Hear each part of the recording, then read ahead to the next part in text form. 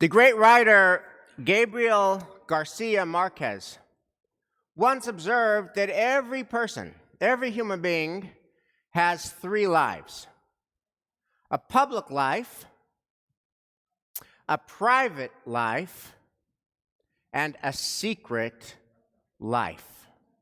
A secret life. And I read of that very evocative quote in the foreword to a fascinating and fabulous memoir by the American Jewish writer Letty Cottin Pogrebin. And it has the evocative title, Shanda, a memoir of shame and secrecy. And there are some secrets, and they are all doozies. For example, so this is not Lashon Hara, because this is a book report. This is just a book report, no violation of the Lashon Hara rules. Letty Cottin Pogrebin tells the following story about her aunt Joni. Joni and Herb, her aunt and uncle, had no children. And the reason in the family tradition that Joni and Herbie had no children was that Joni was barren. That was the word that was used. She was barren. She didn't have kids because she couldn't have kids. And she remembers growing up, Letty Cottin Pogrebin, growing up when she would go to Hanukkah parties at the family or Seders at the family, and there were a lot of kids and a lot of first cousins. Everybody always felt bad for poor, barren Joni.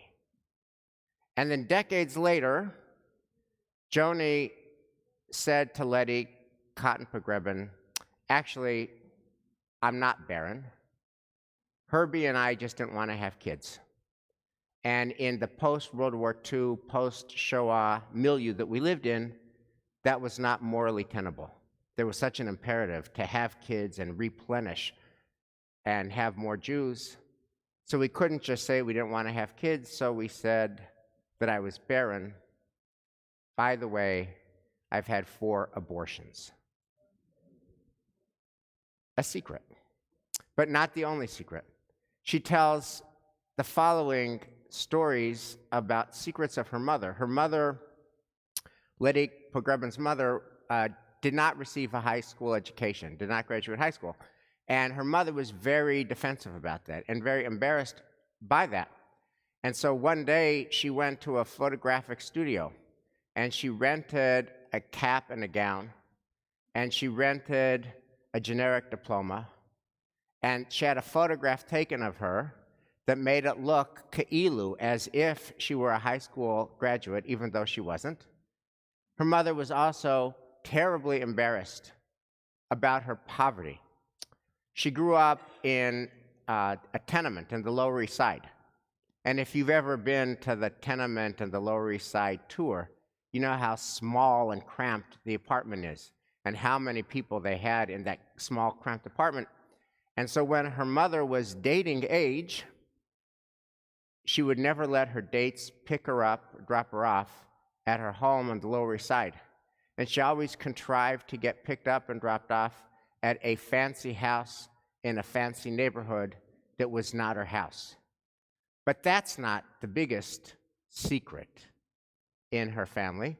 The biggest secret in her family is that both her mother and her father were married before they married each other. That is, her parents' marriage was a second marriage, and they both had daughters from their first marriage who were her half-sister.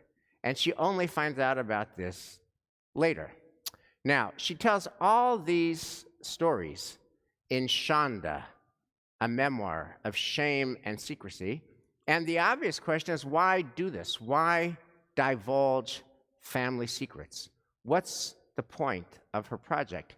And I think she is trying to answer a question that is not salacious and is not sensationalist. It's both Jewish and it's human. It's a question that is universal. Here's the question, I think, that Letty Pogrebin is trying to answer in her book Shanda. On the one hand, it's a tension that goes to the heart of being human. On the one hand, all of us, all of us, want to be and want to be known as mensches, good people. We all want a keter shem tov, that while we're alive, people, when they hear our name, will say, oh, that's a mensch. And we all want a keter shem tov so that when we're gone, people will say, oh, that was a mensch. We want a good reputation, and we want to have earned a good reputation, on the one hand. On the other hand, all of us are mysteries to our own selves. We all cannot control what we feel when we feel it. We cannot control what we want when we want it. We cannot control what we think when we think it. We cannot control what we are drawn to, even though we know that sometimes we shouldn't be drawn to what it is that we are drawn to. So many of us are stuck in perseveration loops where we wrestle with the same complexities. We have secrets, perhaps tamer secrets. We have mysteries.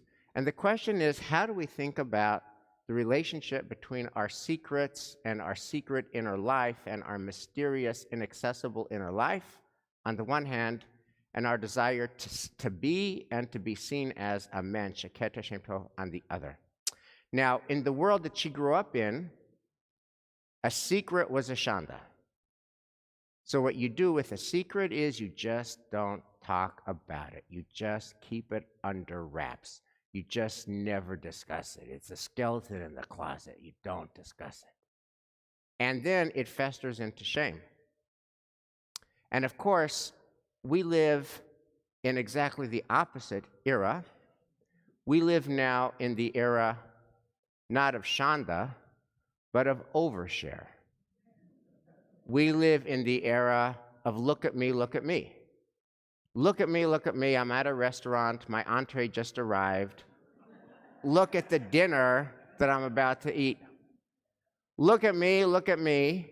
Look at this chocolate cake that is just arriving for dessert. Look at me.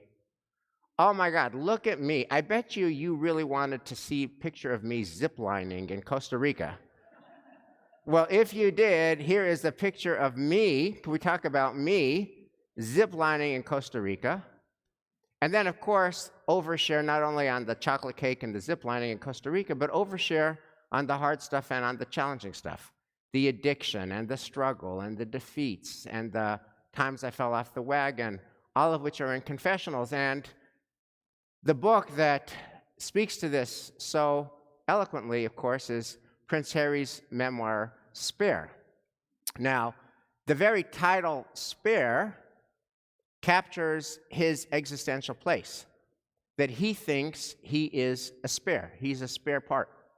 He's not the real deal. He's not where the action is. And there's a lot of overshare in that book, much of which is not pulpit worthy. But if you Google after Shabbos Prince Harry overshare,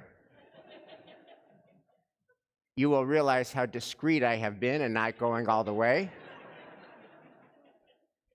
But it feels like there are these two extremes for how we deal with secrets, how we deal with the mysteries, how we deal with the parts of us that are inaccessible to ourselves.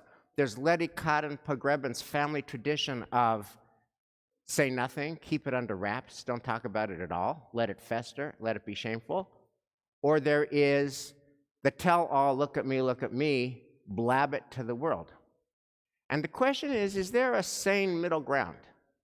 Is there a new way to think about the secrets that all of us have?